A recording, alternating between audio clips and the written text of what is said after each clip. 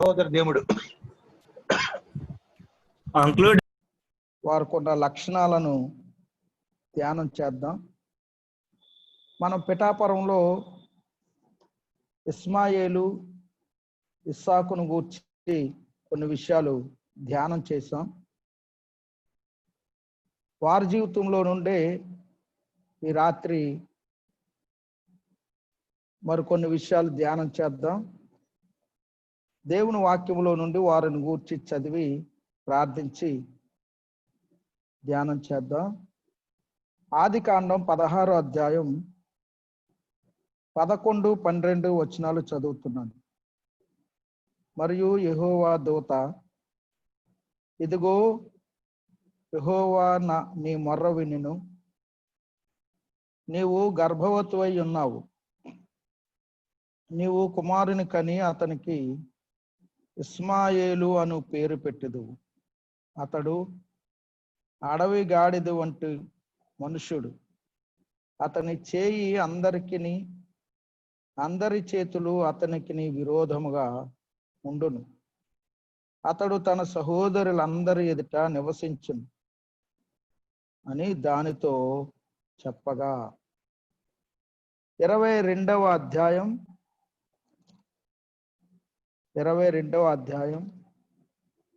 9వ వచనం.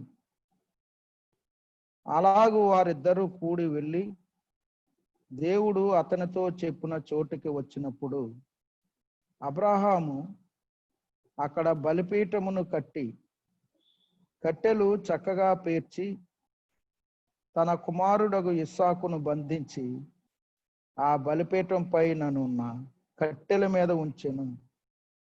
ప్రియులారా, ఈ రాత్రి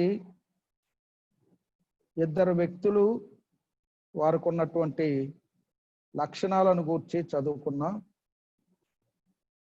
చిన్న ప్రార్థన నేను కూడా చేస్తాను. పరిశుద్ధుడు అయిన ప్రియులారా, దేవుని వాక్యములో నుండి ఇస్మాయేలు ఇస్సాకును గూర్చి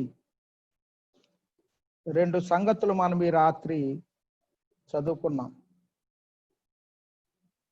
ఇస్మాయేలును గూర్చి అతడు పుట్టక ముందే అతని జీవితం ఎట్లా ఉంటుందో ప్రభువు దేవుడు ఆదికాండం 16వ అధ్యాయం 11, 12 వచనాలలో చెప్పారు. బైబిల్ గ్రంథమందు చాలా మంది జీవితాలను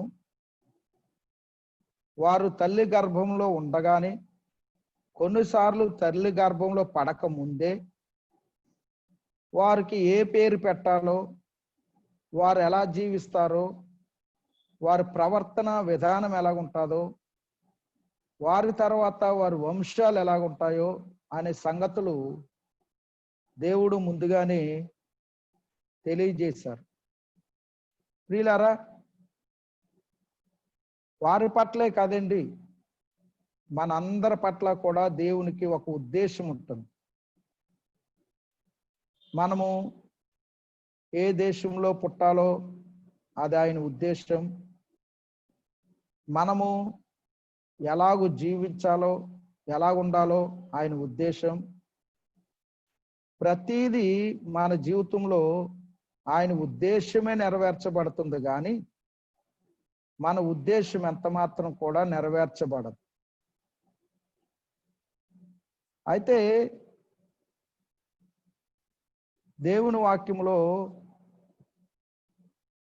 మనం అనేక సంగతులను ధ్యానం చేస్తూ ఉంటాం. సమయాన్ని బట్టి నేను ముందుకు వెళ్తూ ఉన్నాను. గతంలో మనం ఇస్మాయేలును గూర్చి ఇస్సాకును గూర్చి ధ్యానం చేశాం. ఇస్మాయేలు జన్మ, ఇస్సాకు జన్మ.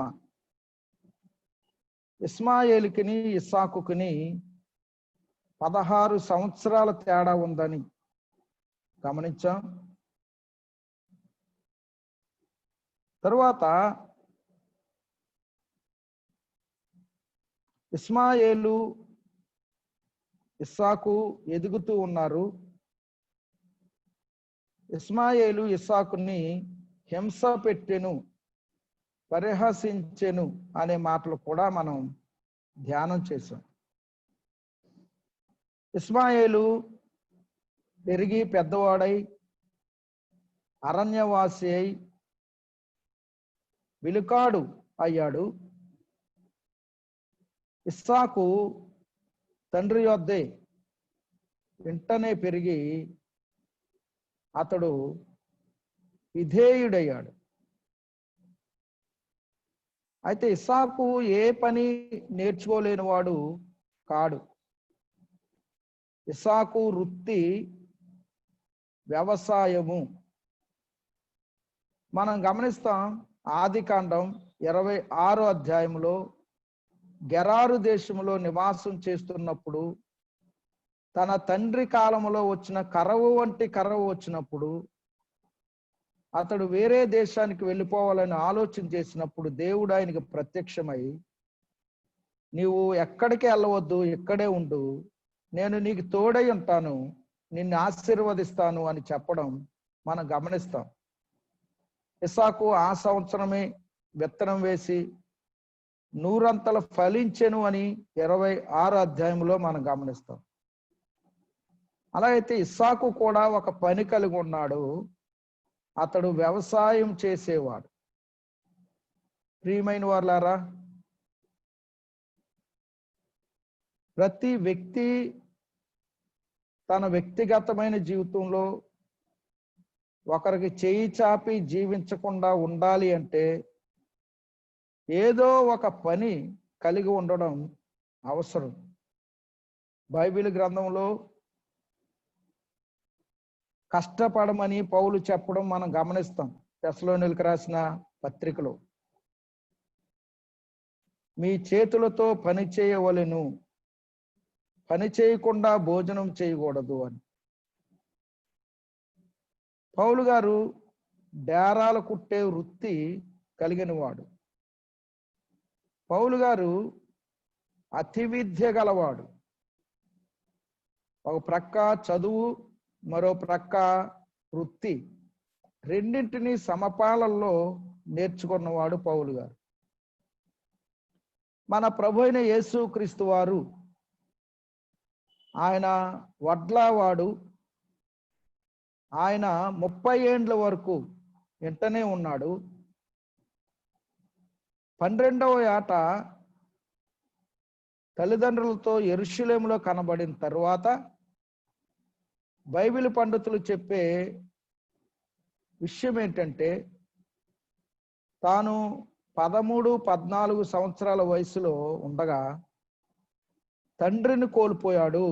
అంటే తండ్రిగా ఎంచబడిన యోసేపును కోల్పోయాడు అని చెప్పబడింది చరిత్రలో. అప్పటి నుండి యేసు ప్రభు వారి మీదే ఆ బాధ్యత పడింది. అప్పటికే యోసేపు వలన పుట్టినటువంటి కుమారులు ఉన్నారు, కుమార్తెలు కూడా ఉన్నారు. అంటే యేసు ప్రభు వారికి సహోదరులు సహోదరి కూడా ఉన్నారు. బైబిల్లో మనం ఆ సంగతి చూస్తాం. కుటుంబ బాధ్యత వారు ఎదిగి వారి కాళ్ళ మీద నిలబడి తమ్మును తాము పని చేసుకుని పోషించుకునే స్థితి వచ్చేంత వరకు, అప్పటికి ప్రభువుకి 30 సంవత్సరాలు వచ్చాయి. ఆయన కష్టపడి కుటుంబాన్ని పోషించాడు అని చరిత్రకారులు చెప్తూ ఉన్నారు. 30 ఏండ్ల వయసు తర్వాత ఆయన సేవకు రావడం మనం చరిత్రలో గమనిస్తూ ఉన్నాం. ఉన్న వయసుని వృధాగా పాడు చేసి, ఉన్న శక్తిని వృధాగా పాడు చేసి, తర్వాత మనం ఏమి చేయాలనుకున్నా చేయలేం. లోకంలో ఒక సామెత ఉంటుందండి, యవన కాలంలో పుట్టిన పిల్లలైనా ఉండాలి, యవన కాలంలో సంపాదించిన ఆస్తి అయినా ఉండాలి అని.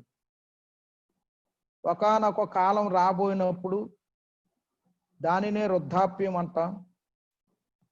అది వచ్చినప్పుడు మన ఎవ్వరం కూడా ఇక పని చేయలేం, విశ్రాంతే. అలాంటి సమయాలలో నీ యవన కాలంలో నువ్వు సంపాదించుకున్నవే నీకు అక్కరకు వస్తాయి. ఇస్సాకు వాస్తవానికి 25వ అధ్యాయంలో తండ్రిని కోల్పోయాడు. 24వ అధ్యాయంలో ఒక్కసారి ఆదికాండం తిరగేయండి. 23వ అధ్యాయంలో తల్లిని కోల్పోయాడు. 26వ అధ్యాయంలో లేక 25వ అధ్యాయంలో తండ్రిని కోల్పోయాడు. 25:9. ఇప్పుడు 26వ అధ్యాయంలో తాను ఒంటరిగా నిలిచాడు. ఒంటరిగా నిలిచిన జీవనోపాధికి టోకా లేకుండా, భయం లేకుండా తాను, తన దగ్గర ఉన్నటువంటి పనివారు అందరూ కూడా సుఖంగా, క్షేమంగా, సుభిక్షంగా ఉండడానికి కారణం ఏమిటంటే, ఆ కరవ సమయంలో కూడా ఇస్సాకు తనతో పాటు ఉన్నవారిని పోషించగలిగాడంటే మనం 26వ అధ్యాయంలో చూస్తాం. అతడు ఆ దేశమందున్నవాడై విత్తనం వేసి ఆ సంవత్సరం 100 అంతలు ఫలము పొందెను అన్నాడు. 26:12లో ఆ సంగతి గమనిస్తాం.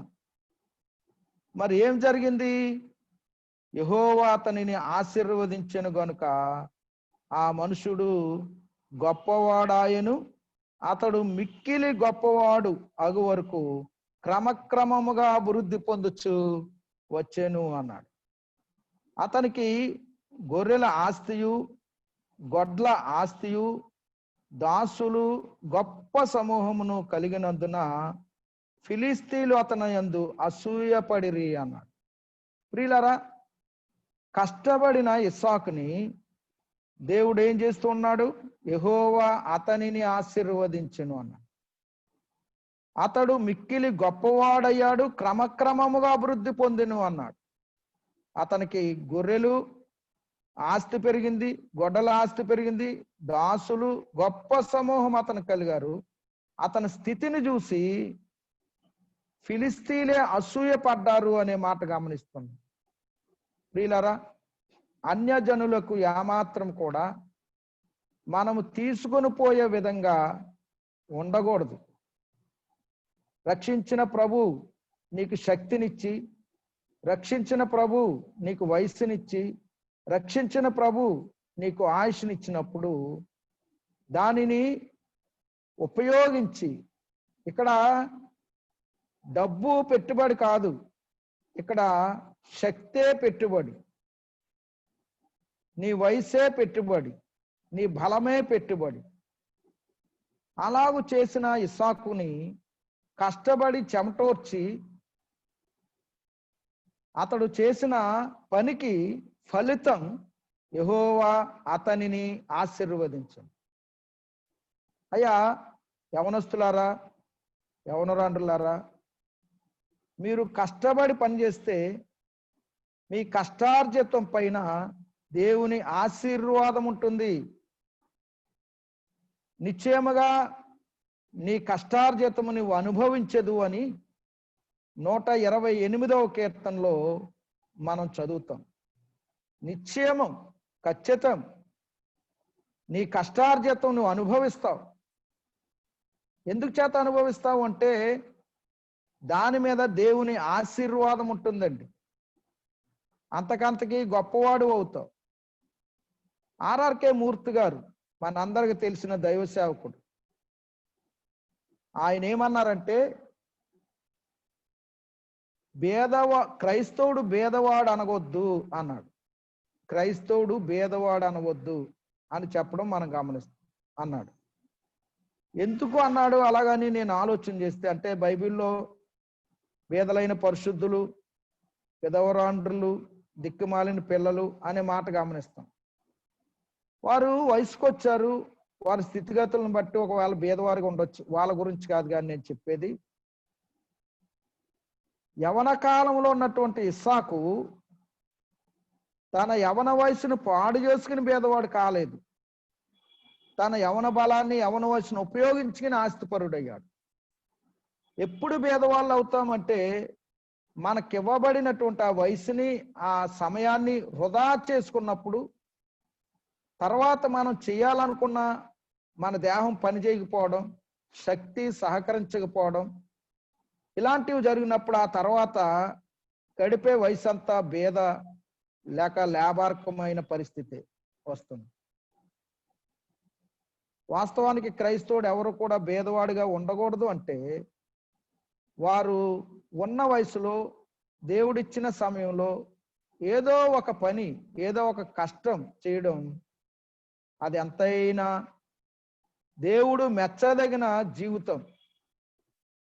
ఏ వ్యక్తిని కూడా దేవుడు పని లేకుండా ఖాళీగా తిరగడానికి ఇష్టపడడండి. ప్రియులారా, సరే మనం సబ్జెక్ట్లోకి వెళ్దాం. మనము ఇస్సాకులో, ఇస్మాయేలీలో మరొక 2 సంగతులు చదువుకున్నాం. నేను పిఠాపురంలో ఈ సంగతులు చెప్పి నడకుదురు వచ్చాను. అదే సబ్జెక్టు ఇక్కడ ప్రారంభిద్దామని మనసులో ధ్యానం చేస్తూ ఉన్నాను. మనసులో ధ్యానం చేస్తూ ఉంటుండగా క్రొత్తగా ఒక సహోదరి వచ్చింది. ఆ సహోదరి ఎవరో కాదండి, ముస్లిం సహోదరి వచ్చింది. ఎప్పుడు మందిరానికి రారు. అయితే ఆ రోజు వచ్చి ఆమె మందిరంలో కూర్చుంది. ఏం చెప్పాలో అర్థం కాలేదు. అడవగాడిద వంటి మనుషుడు, అందరికీ విరోధంగా ఉంటాడు అని అతను గూర్చి ఇష్టానుసారంగా దూషిస్తే ఇక మరలా దేవుని మందిరానికి రారు. ఒక అగ్ని పరీక్ష అయిపోయింది. సత్యవాక్యాన్ని చెప్పాలి, తప్పదు. మనుషులు ఉన్నారని మార్చడానికి వీలు లేదు, దేవుడు ఒప్పుకోడు. మరి ఏం చేయాలి? ప్రభు చాలా సహాయం చేశాడు, ఆవిడ చాలా సంతోషించారు. ఇక ఆ సబ్జెక్ట్ అంతా చెప్తే మనకు సమయం సరిపోతుంది. ఆవిడ సంతోషంగా నా దగ్గరకు వచ్చి కూర్చుండి తన సంగతులన్నీ చెప్పుకోవడం దేవుడు కార్యం చేశాడని భావించాను. అయితే ఇస్మాయేలు గురించి దేవుడు ఏనాడు కూడా తక్కువగా చూడలేదు. నేను అతనికి తోడై ఉంటాను అన్నాడు. అతడు మిక్కిలి ఆస్తిపరుడు అవుతాడు అన్నాడు. అతని గర్భంలో నుండి 12 మంది రాజులు వస్తారు అన్నాడు. ఇలాగన ఎన్నో ఆశీర్వాదపు వచనాలు ఇస్మాయేలును గూర్చి చెప్పడం మనం గమనిస్తాం. దేవుడు అతను మొర్ర విన్నాడు. దేవుడు అతనికి తోడై ఉన్నాడు. అతడు మిక్కిలి ఆస్తిపరుడయ్యాడు. మీరు ఒక మాట గమనించండి. ప్రపంచంలో ఇశ్రాయేలీల దేశం అని ఒక్క దేశం మాత్రమే ఉంది. ఇక రెండో దేశం లేదండి, ఇశ్రాయేలీల దేశం. అది కూడా ప్రపంచ పటంలో వెదికి చూస్తే కానీ దొరకనంత చిన్న ప్రదేశం. మరి అదే ఇస్మాయేలుని మనం చూసినప్పుడు ఇస్మాయేలీల దేశాలే ఉన్నాయి. ఒక్క దేశం కాదని చాలా దేశాలు ఉన్నాయి. వారి జనాంగంలో ఎక్కువ, వారి ఆస్తిలో ఎక్కువ, వారు అన్ని విషయాలలో ఆశీర్వదింపబడ్డారు. విచారం ఏమిటంటే వారి జీవితంలో ఎప్పుడు కూడా యేసుక్రీస్తు ప్రభువుని దేవుడిగా గాని రక్షకుడిగా గాని అంగీకరించరు. ఇక్కడ మనకు ఒక పాఠం ఉంది. కొన్నిసార్లు దేవుడు నీకు ఆస్తి ఇవ్వచ్చు, నీకు అంతస్తు ఇవ్వచ్చు, ఘనతనివ్వచ్చు, పేరునివ్వచ్చు. ఇవన్నీ అనుభవిస్తూ ఇచ్చిన సృష్టికర్తని, ఇచ్చిన దేవునిని నీవు మర్చిపోయి తిరిగితే నీవు ఇస్మాయేలీయుడివే. దేవుడు అన్ని ఇస్తే అతని ప్రవర్తన ఎంత భయంకరంగా ఉందంటే అడవిగాడిది వంటి మనుషుడు అన్నాడు. అడవిగాడిది వంటి మనుషుడు లేరా ఈ రోజుల్లో? దేవుడు ఇస్తున్న ఆస్తి, ఆయన ఇస్తున్న ఆరోగ్యం, ఆయన ఇస్తున్న చదువు, ఆయన ఇస్తున్న ప్రతి దానిని అనుభవిస్తూ ఉన్నతమైన స్థితిలో ఆర్థికంగా అభివృద్ధి చెంది దేవునిని సృష్టికర్తను మర్చిపోయిన వారై అడవగాడిది వంటి మనుషులుగా జీవిస్తున్న జనాంగాలు ఎన్నో ఉన్నాయి. వాక్యం వింటున్న ప్రియులారా, ప్రభుని నమ్ముకున్నారు, మీరు ధన్యులు. ఒకవేళ ఇంకా ఎవరైనా ప్రభుని నమ్మకుండా ఆస్తి మీదే ఆధారపడి నాకు అన్ని కలిగి ఉన్నాయి అనుకుంటే దానికి మూలం నీకున్న ఆస్తికి, నీ అంతస్తుకి, నీ ఐశ్వర్యానికి, నీ ఘనతకి కారణం దేవుడు. ఆయనే ప్రభు అయిన యేసుక్రీస్తు వారు. ఆయన్ని గుర్తించు. నీకు ఊపిరిచ్చిన వాడు, నీకు జీవం ఇచ్చిన వాడు. యేసుక్రీస్తు ప్రభు నీ రక్షణ కొరకు ప్రాణం ఇచ్చిన వాడు, నీ కొరకు తిరిగి లేచిన వాడు. ఆయన సజీవుడు. ప్రియులారా, ఇస్మాయేలులో ఉన్నటువంటి ఒక లక్షణాన్ని తల్లి గర్భంలో ఉండగానే తల్లితో చెప్తూ ఉన్నాడు. ఇదిగో అతడు అడవిగాడిది వంటి మనుషుడు అవుతాడు. అతని చేయి అందరికీ విరోధంగా ఉంటుంది. అందరూ అతనికి విరోధంగా ఉంటారు. అతని సహోదరులు ఎదుట అతడు పెరుగుతాడు. ఇస్మాయేలు అని పేరు అని చెప్పబడింది. మన ప్రభు అయిన యేసుక్రీస్తు వారి గురించి ముందుగానే చెప్పబడింది. కన్యక గర్భవతి కుమారుని కంటుంది. తన ప్రజలను వారి పాపముల నుండి ఆయనే రక్షించును. ఆయనే రక్షించును. మన ప్రభు గురించి చెప్పబడినట్లుగానే మనందరి కొరకు ఆయన జీవించి తన నిండి యవ్వనములో పాపుల చేతికి అప్పగించబడి చనిపోయి సమాధి చేయబడి తిరిగి లేచిన వారు. ప్రియులారా, మన ప్రభు ఎలాగూ జీవిస్తాడో, ఏం చేస్తాడో అనే విషయం ముందుగానే చెప్పబడింది. చెప్పబడినట్లుగానే ఆయన జీవితంలో ప్రతిదీ నెరవేరింది. ఇస్మాయేలు జీవితంలో కూడా ఏదైతే దేవుడు చెప్పాడో అలాగే జరిగింది. అలాగని ఇస్మాయేలుకు పోలిక యేసు ప్రభు నేను చెప్పడం లేదు. ప్రియులారా, ఇస్మాయేలు అడవి గాడిద వంటి మనుషుడు. గాడిదని గూర్చి దైవ గ్రంథంలో చాలా సంగతులు రాయబడ్డాయండి. అది అపవిత్రమైనదని, అది అర్పణకు పనిచేయనిదని ఎన్నో విషయాలు రాయబడ్డాయి. ఇది మామూలు గాడిద కాదు, అడవి గాడిద అన్నాడు. అడవి గాడిద, అడవి గాడిద అది మరో గాడిదని కలుసుకున్నప్పుడు లోబడనిదిగా ఉంటుంది అని దైవ గ్రంథంలో రాయబడి, దానిని ఎవ్వరు కూడా త్రెప్పలేరు అన్నాడు. అంత భయంకరమైన స్వభావం కలిగింది. ఎప్పుడైనా మీరు లోకంలో చెప్తూ ఉంటారు, ఎద్దుకేమో మొదట నుంచోకూడదు, గాడిదకేమో వెనకాల నుంచోకూడదని. ఎందుకు నుంచోకూడదు? అది తన్నుద్ది. ఒక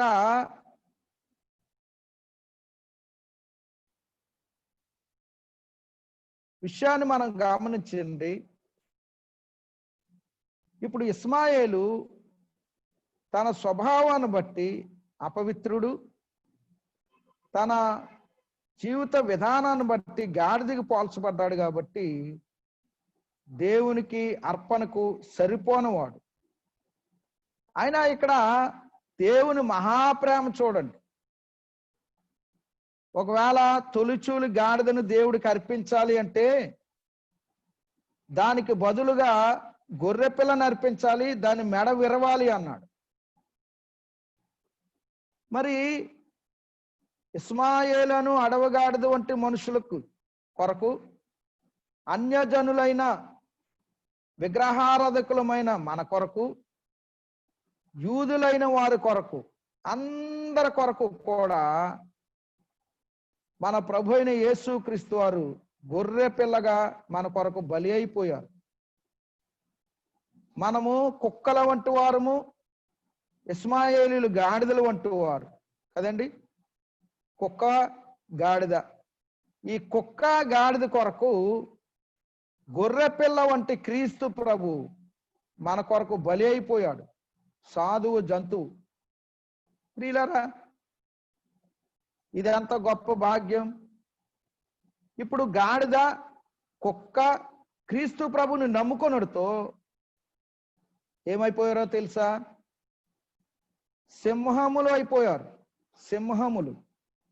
నీతిమంతులు గర్జించు సింహము వలె అన్నాడు. సింహములు. యోధా గోత్రపు సింహం మన ప్రభు అయిన యేసుక్రీస్తు వారు. ఇప్పుడు మనం కూడా సింహములు కదండి. యేసుక్రీస్తు ప్రభు రక్తంతో కడగబడి నీతిమంతులమయ్యాం. నీతిమంతులమైన మనం సింహములకు పోల్చబడ్డాం. మరి సింహం ఎప్పుడైనా పిరికిపడడం కానీ జంకడం కానీ ఉండదండి. దావీదు సింహపు గుండె వంటి గుండె గలవాడు అని రాయబడింది. సింహపు గుండె వంటి గుండె గలవాడు. క్రైస్తవుడా, అమ్మాయ్య, జీవితంలో ఎన్నో కష్టాలు వస్తాయి, బాధలు వస్తాయి, అపనిందలు వస్తాయి, ఇరుకులు వస్తాయి, కరవలు వస్తాయి. పౌలు గారు చెప్పారుగా, వస్త్రహీనత, ఉపద్రవం, రోగం, జాగరములు చేశాను. ఎన్నో కష్టాలు అనుభవించిన తన గుండె సింహపు గుండె.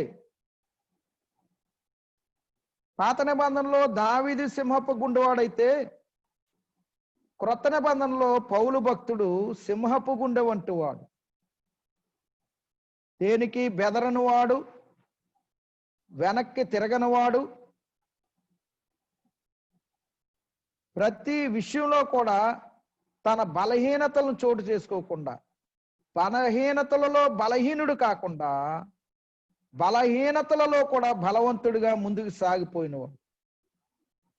ఆ పౌలను మహాసింహం ఆసియాఖండం అంతా తిరిగి ఆత్మలను సంపాదించి సంఘాలను కట్టి ప్రభు కొరకు జీవించి శిరచ్ఛేదనం చేయబడిన గొప్ప సింహం ఆ సింహం.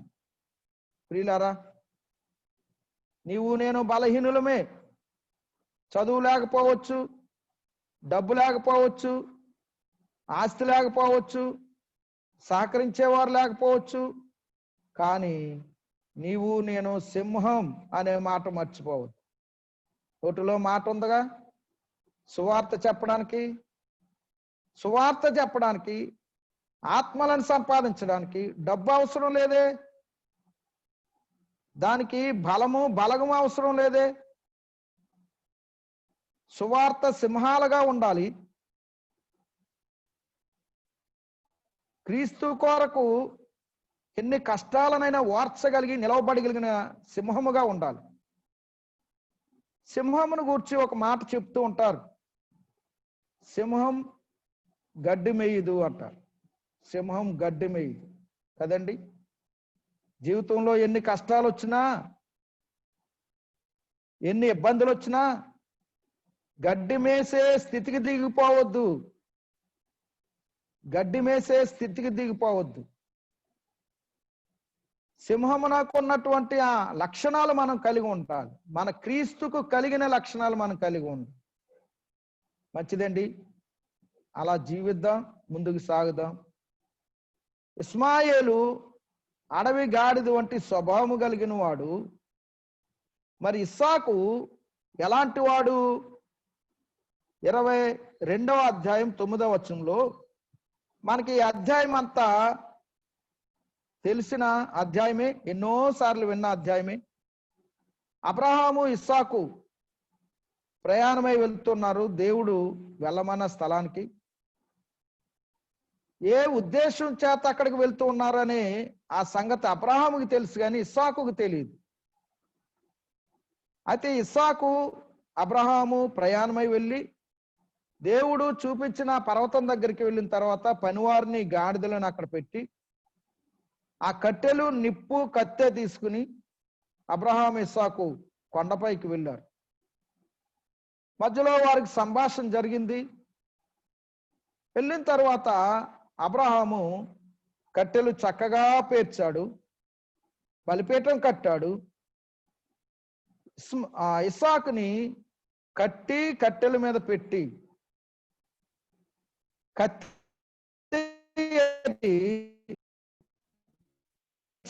ఉన్నాడు. అప్పటికి ఇస్సాకుకి ఇంచుమించు 25 సంవత్సరాల వయసు అని బైబిల్ చరిత్రకారులు చెప్తూ ఉన్నారు. 25 సంవత్సరాల వయసులో ఉన్నటువంటి ఆ బలమైన యవనస్తుడు మరి అప్పటికి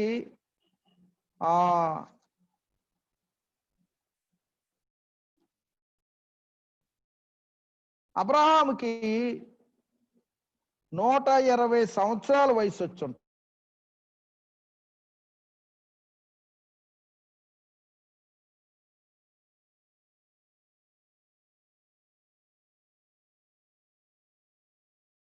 వయసులో చనిపోయి అబ్రహాము 175 సంవత్సరాలు అబ్రహాం బ్రతికాడు. 100 వయసులో ఇస్సాకు పుట్టాడు. 25 సంవత్సరాలంటే అబ్రహాంకి 125 సంవత్సరాల వయసు. ప్రియులారా వినండి, ఇద్దరు వయసు ఎంత తేడా ఉందండి.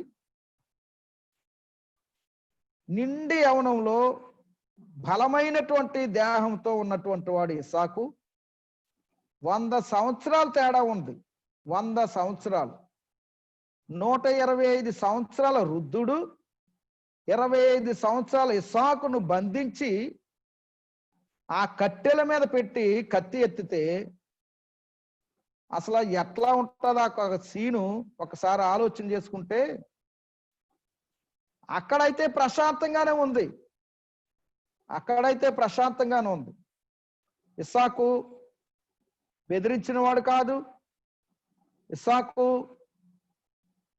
గసిరిన వాడు కాదు, ప్రశ్నించిన వాడు కాదు, ఇస్సాకు విదిలించుకున్నవాడు కూడా కాదు. 25 సంవత్సరాల కుమారుణ్ణి, బలమైన యవనస్తుణ్ణి కట్టి ఆ కట్టెల మీద పెట్టి కత్తి ఎత్తుతున్నప్పుడు ఎందుకు తండ్రి నన్ను ఎలా చేస్తున్నావు అని అడిగినవాడు కాదు. ప్రియులారా, మరి దీనిని బట్టి ఇస్సాకులో మనకి ఏం కనిపిస్తుంది అంటే విధేయత కనిపిస్తూ ఉంది. విధేయత. ఇస్సాకు ఈ విధేయత, ఇస్మాయేలు అవిధేయత మనం గమనిస్తున్నాం. అందుకే విధేయత ఎంత ఆశీర్వాదం ఇస్తుందో, అవిధేయత ఎంత నష్టం కలిగిస్తుందో దేవుని వాక్యమే చెప్పబడింది. సామెతల గ్రంథంలో 15వ అధ్యాయం 33వ వచనంలో ఘనతకు ముందు విధేయత ఉండును అన్నాడు. ఘనతకు ముందు విధేయత ఉండును. ఒక్కసారి మీరు ఆలోచన చేయండి. ఆనాడు ఇస్సాకు విధేయత ఈనాడు తన వంశానికే ఘనతనిచ్చింది. నోబుల్ బహుమతి పొందినటువంటి వారిలో ఇశ్రాయేలీలే ఎక్కువ సంఖ్యలో ఉన్నారు. మనము మన నిత్యావసరాలలో, నిత్య జీవితంలో మనం అనుభవిస్తున్న ప్రతి వస్తువు వెనకాల ఇశ్రాయేలీయుడు, యూదుడు ఉన్నాడు అని చెప్పబడుతుంది. మెడిసిన్లో కానీ మనకి ఏదైనా చెప్పండి, నోబుల్ బహుమతి పొందిన వారిలో యూదులే ఎక్కువగా ఉన్నారు. నేటికి ప్రపంచ దేశాలు ఇశ్రాయేలీల దేశం వైపే చూస్తూ ఉన్నాయి. వారు వ్యవసాయ విధానం కానీ, డ్రిప్ ఇరిగేషన్ అంటారు, మన ఆంధ్రాకి చంద్రబాబు నాయుడు గారు తీసుకొచ్చింది అక్కడి నుండే. ఇలాగా ఎన్నో విషయాలు వారిని చూసి ప్రపంచం నేర్చుకుంటూ ఉంది.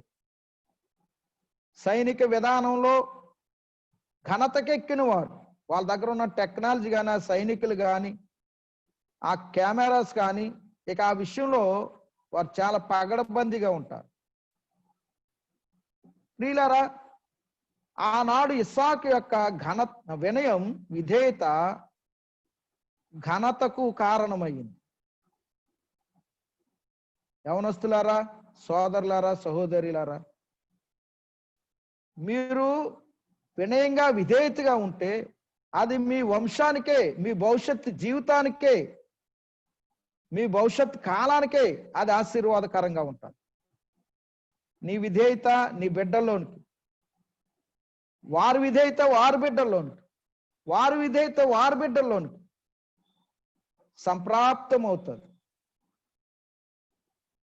అదే సామెతల గ్రంథంలో 16:18 నాశనమునకు ముందు గర్వము నడుచును అన్నారు.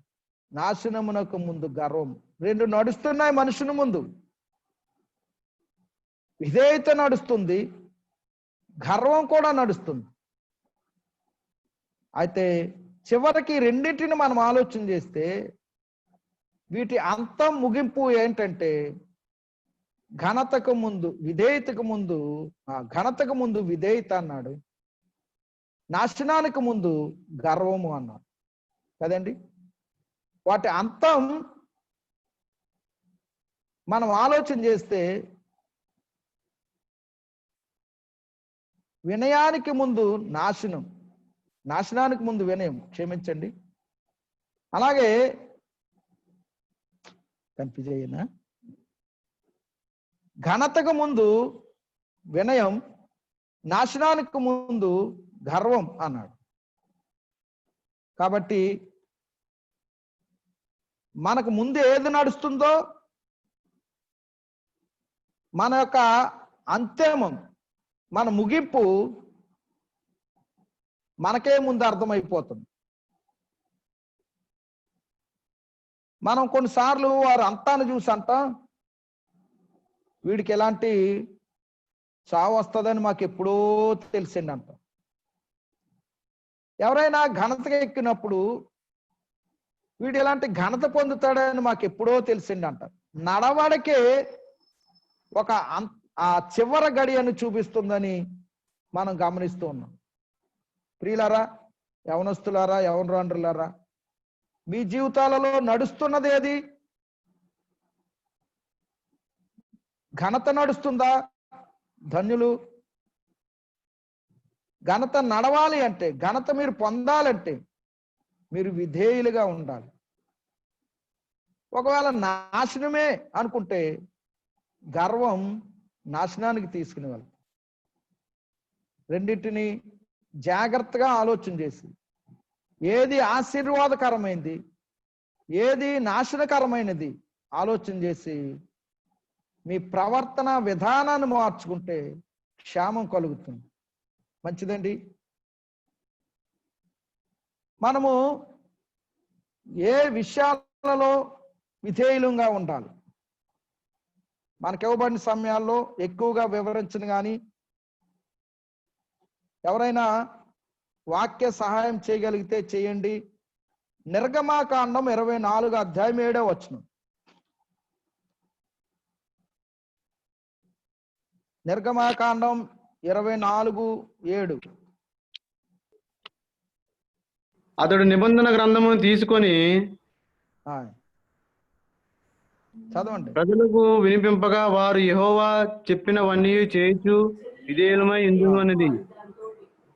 మోషే గారు దేవుని గ్రంథాన్ని తీసుకుని ప్రజలకు వినిపించారు.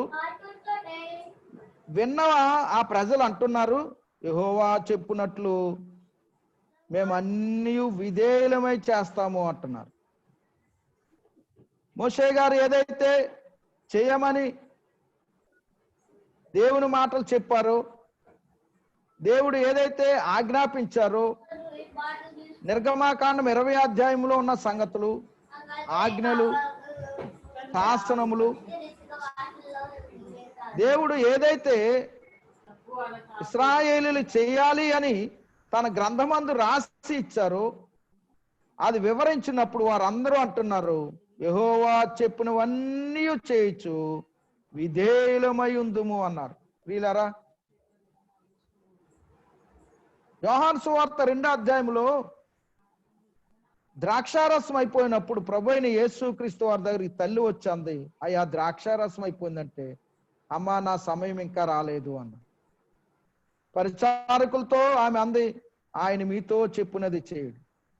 ఆయన ఏదైతే చెప్పాడో చేస్తే నీళ్లు ద్రాక్షారసంగా మార్చబడ్డాయి.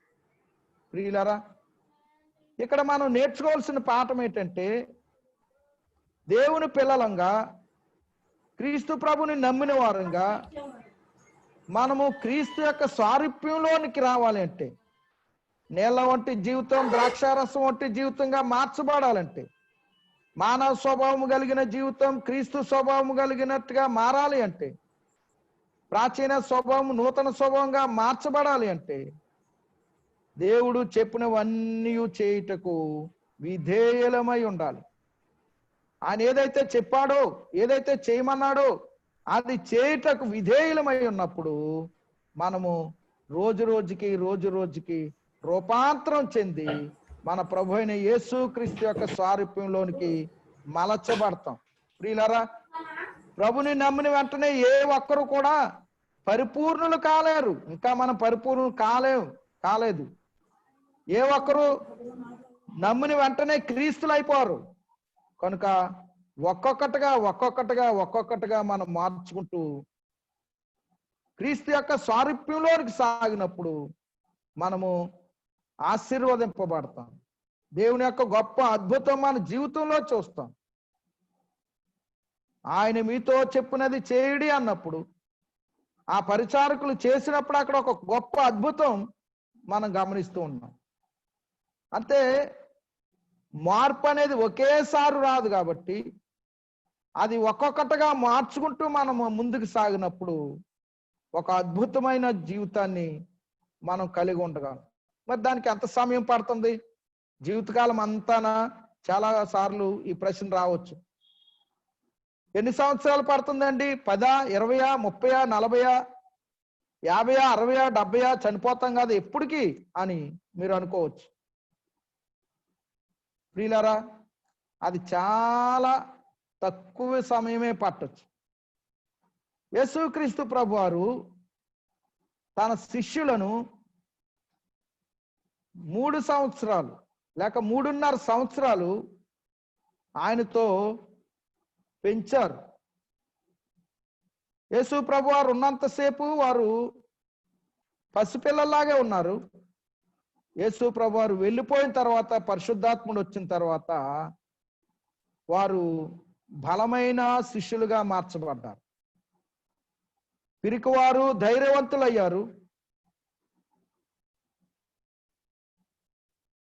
విద్య లేని పామర్లు పండితులయ్యారు. అలాగన్నా మార్చబడడానికి వారికి 3.5 సంవత్సరాలు మాత్రమే పట్టింది. ఇంకొక అర్ధ సంవత్సరం వేసుకుంటే 4 సంవత్సరాలు అనుకుందాం. 4 సంవత్సరాల్లో వారు పరిపూర్ణులు అయిపోయారు. ఒక వ్యక్తి క్రీస్తు ప్రభు స్వారూప్యంలోనికి మార్చబడడానికి 3 లేక 4, 5, 6 సంవత్సరాలు పట్టొచ్చు. ఒకవేళ ఇంకా పరిపూర్ణులు కావట్లేదంటే వారికి వాక్యమైన అర్థం కాకపోవాలి. వాక్యం అర్థమైనా కానీ దానిని అనుసరించడానికి వారికి ఇష్టమైనా లేకుండా పోవాలి. అంతే తప్ప ఆయన చెప్పినది చేయడానికి నీకు మనసుంటే చాలా తక్కువ సమయంలోనే క్రీస్తు సారూప్యంలోనికి మార్చబడగలం. ఆయన చెప్పినవన్నీ చేయుటకు మేము విధేయులమై ఉంటారు అని మనం విధేయులమై ఉందాం.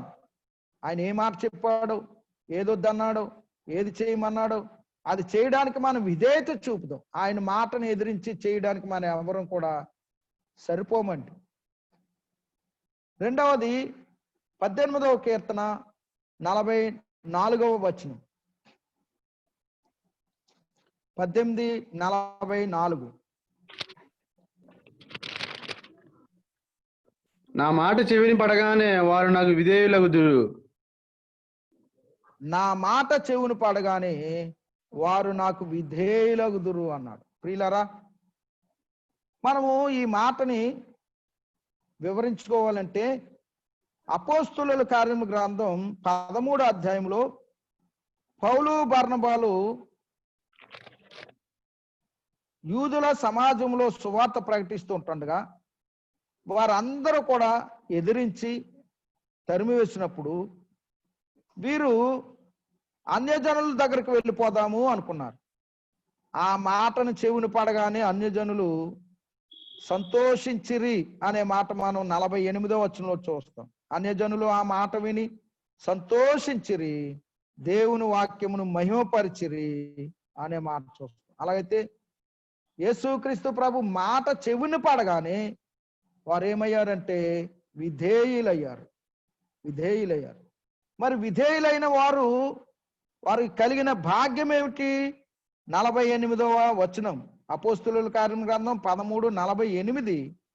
అన్యజనులు ఆ మాట విని సంతోషించి దేవుని వాక్యమును మహిమపరిచిరి, మరియు నిత్య జీవమునకు నిర్ణయింపబడిన వారు విశ్వసించిరి అన్నారు కదండి. క్రీస్తు ప్రభు అనే మాటకి విధేయులు అవగానే, ఆ మాట వినగానే వారు సంతోషించగానే వారు వాక్యానికి మహిమపరిచారు.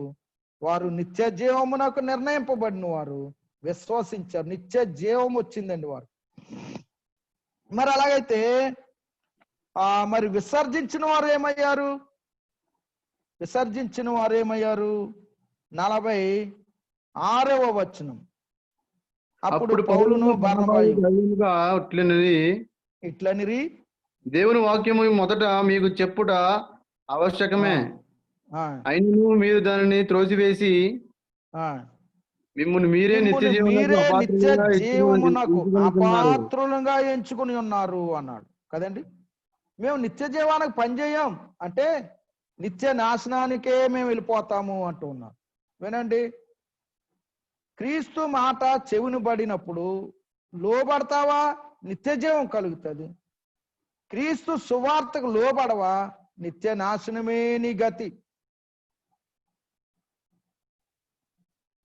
సువార్తకు లోబడకుండా ఎంతకాలం జీవిస్తావు? క్రీస్తు ప్రభుకు లోబడకుండా ఎంతకాలం జీవిస్తావు? నా మాట చెవును పడగానే వారు నాకు విధేయులయ్యారు. అవుతావా? ఈరోజు యేసుక్రీస్తు ప్రభు నీ రక్షకుడు, నీ కొరకు ప్రాణం పెట్టి తిరిగి లేచిన వాడు, ఆయన నీ కొరకు శ్రమ పొందిన వాడు. ఈ మాట వినగానే నువ్వు విధేయత చూపుతావా? నిత్య జీవానికి వారసురాలు అవుతావు.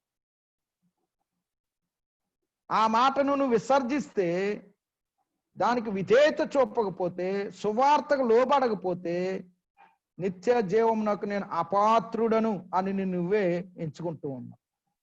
ఇది ఎంత భయంకరమైన స్థితి. నిత్య నాశనం అంటే చిన్నది కాదండి. యవనస్తురాలా, అమ్మాయ్యా, ఇంకా ప్రభువుని నమ్మకుండా ఉంటే ఈ రాత్రి ప్రభువు మాటని చెవును పడగానే విధేయత చూపు, మెడ వంచు. ప్రభువా, నేను పాపినే ఒప్పుకో, నా పాపం కొరకే చనిపోయామని నీ నోటితో ఒప్పుకుని హృదయంలో విశ్వసించు. నీకు రక్షణ కలుగుతుంది, నిత్య జీవం దొరుకుతుంది, పరలోకం దొరుకుతుంది. అలాగైతే దేవుడు మనకి ఏదైతే చెప్పాడో దానిని చేయడానికి విధేయులమయ్యాలి. యేసు ప్రభు మాట మన చెవుని పడగానే రక్షణ పొందడానికి విధేయులం కావాలి. మూడవది, కొరింథీయులకు రాసిన మొదటి పత్రిక 16:16. కాబట్టి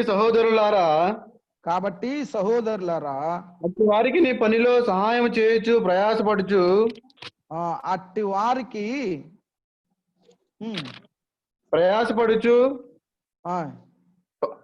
వారికి నీ పనిలో సహాయం చేయొచ్చు ప్రయాసపడుచు ఉండి వారందరికీ వీరు విధేయులై ఉండవాలని మిమ్మును బతిమాలుకొనుచున్నాను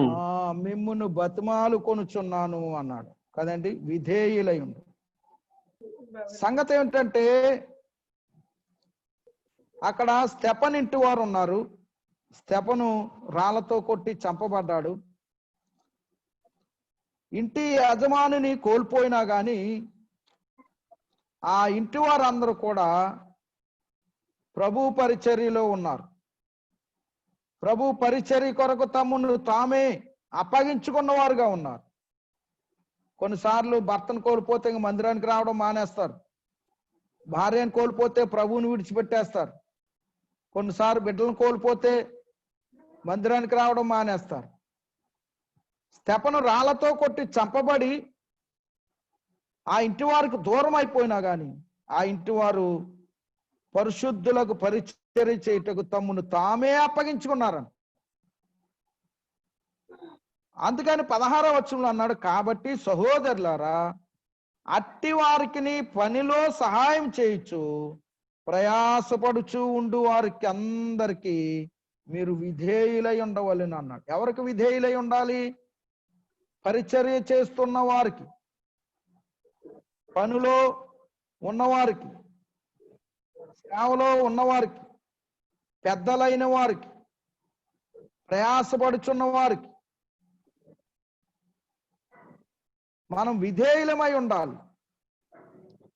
హెబ్రీ పత్రిక 13వ అధ్యాయంలో కూడా సంగతి చెప్పబడి ఉంది.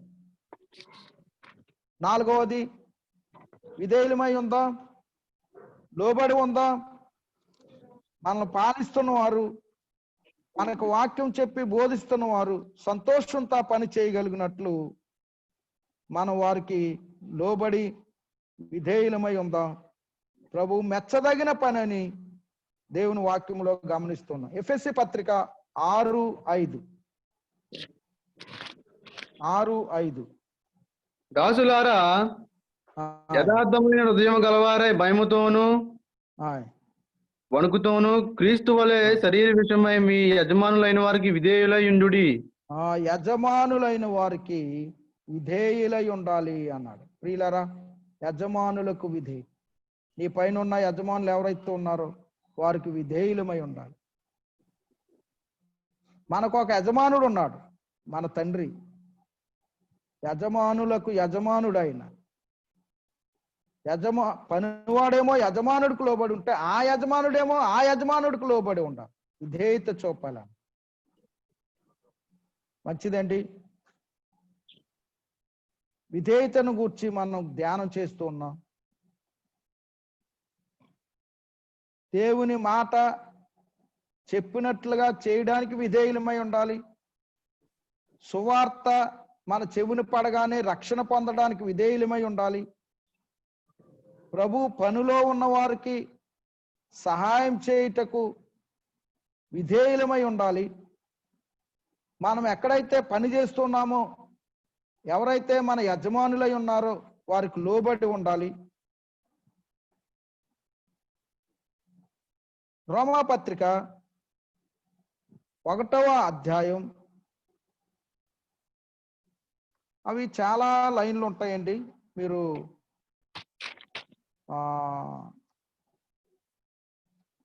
అంకెలు వేసుకుంటేనే కానీ మీకు ఆ సంగతి దొరకదు. 1 నుండి 7 అని ఉంటుంది, 2, 7 అని ఉంటుంది. అవి 1, 2, 3, 4 వేసుకుంటే మిచ్చిమిచ్చిగా ఉన్నారు అనే దగ్గరికి 18 లైన్లు వస్తాయి. యేసుక్రీస్తు అనే దగ్గర 1 వేసి ఆ తర్వాత 2 మనం వేసుకక్కర్లొద్దు, 7 అనే దగ్గర 3 వేసి అలా వరుసగా వేసుకుంటా వస్తే ఉన్నారు అనే దగ్గర 18 లైన్లు వస్తాయి.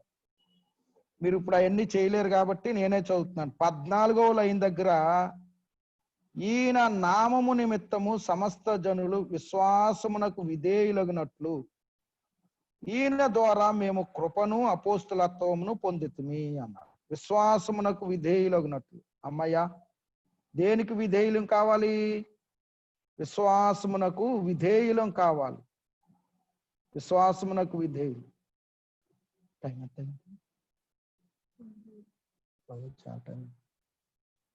మంచిదండి. ప్రభు ప్రేరేపిస్తే మరోసారి వాక్యాన్ని ధ్యానం చేద్దాం. విశ్వాసమునకు విధేయులు అవ్వాలి.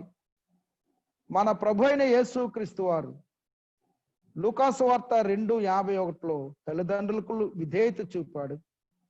హెబ్రీ పత్రిక 5:7 శరీరధారిగా ఉన్న దినాలలో ఆయన కన్నీటితోనూ రోదనంతోనూ మహావేదనతోనూ ఆయన ప్రార్థించి తన్ను మరణము నుండి తప్పించగలవానికి విజ్ఞాపనలు చేస్తూ భయభక్తులు గలవాడై విధేయత నేర్చుకొనెను అనే మాట చూస్తాం. వాక్యం వింటున్న మన అందరం కూడా విధేయత నేర్చుకుందాం. విధేయతే మనకి ఘనతనిస్తుంది. విధేయతే మనల్ని ఆశీర్వదిస్తుంది. విధేయతే మనల్ని బలపరుస్తుంది. కనుక సోదరుడా, సహోదరి, విధేయత నీ గుణమై ఉండాలి. నేర్చుకుందాం, ఇక్కడి నుంచి నేర్చుకుందాం. ఒకవేళ ఇంతకుముందు లేదు అది, ఇప్పుడు నేర్చుకుందాం. తప్పేమి లేదు. బోల్డ్ అంత వయసు ఉంది. ప్రభు మనల్ని భూమి మీద పెట్టినప్పుడు ఒక్కొక్కటి నేర్చుకుందాం. విధేయత నేర్చుకుందాం, లోబడదాం. ప్రభు ఈ మాటలు మన అందరి ఆధ్యాత్మికమైన జీవితానికి ఆశీర్వాదకరంగా దీవించుగాక. ప్రేమ వందనాలు.